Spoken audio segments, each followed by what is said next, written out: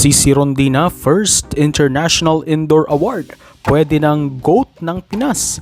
Madi at CMFT napaiyak sa award at medalya. Pero wag yan naka-VED, so kalimutan mo subscribe, tick notification bell para mag-update kayo dito sa ating channel.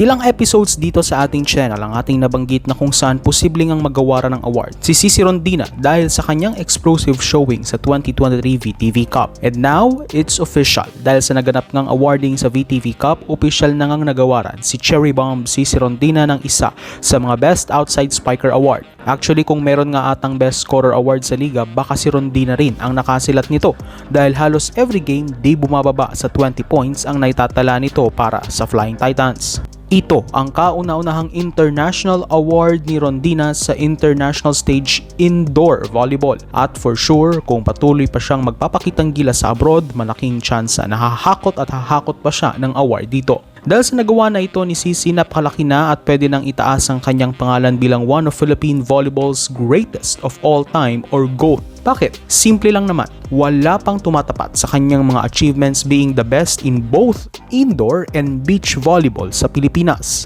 At hindi lang yan, siya lang ang kaisa-isang player na merong award or medalya sa indoor at beach volleyball internationally.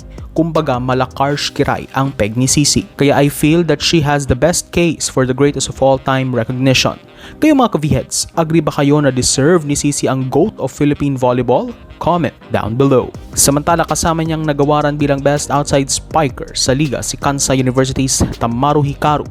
Best Opposite Spiker naman at tinanghal na Miss Volleyball si Vietnam's Q Trin. Best Setter si Lam Wan, Best Libero si Tan Lien at MVP si T4. Pero ang isa pang gumulat ay nagawaran din si Chocomucho's Maddie Madayak bilang Best Middle Blocker sa liga. Mangyak-ngyak ngang tinanggap ni Maddie ang award na ito dahil ito ang kanyang kauna-unahang international award. Bukod dito, ito ang unang award niya sa loob ng halos 4 na taon. Matatanda ang UAP Season 81 pa ang last award ni Madayag bilang Best Blocker.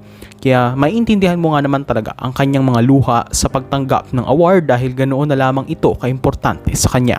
Kasama ni Maddie na nagawara ng Best Middle Blocker si Vietnam's Le Tran Thuy. Dahil sa performance na ito ng Pilipinas, malaki ang posibilidad na sa mga susunod na edisyon ng VTV ay parati ng may Philippine team na iimbitahan ng mga ito. Sa awarding naman, nagsama ang ngiti at luha sa karamihan ng Chocomucho players habang tinatanggap nito ang medalya nila.